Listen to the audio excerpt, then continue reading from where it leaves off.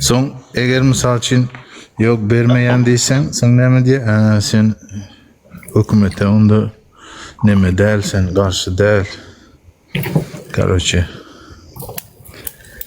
Aha. Короче onun bilen konflikt etsen значит sen hükümetin tarafında. Все. О, hükümetin tarafında sen bu kadar. Ага. Документский надо. Прикольный мужик у тебя в гостях-то был, молодец. Olsun bok karın deyip erkek olsan hemen gallanca da duş. Да не обращай ты на них внимания. Yo duşsun Умей, не erkek обращай olsun. внимания.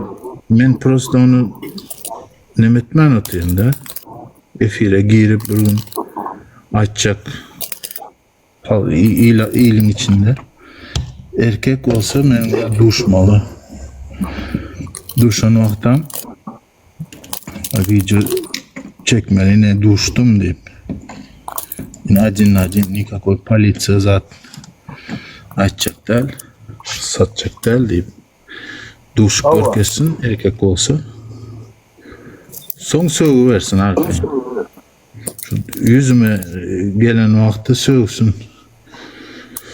Bokkarın değilsin, başka zat değilsin, islerini değilsin, yöne duşsun. Boldu, başka zat gerekti ama. Eder mi kal o zatları? Yürek gerek ona, kalsın. Yürek gerek.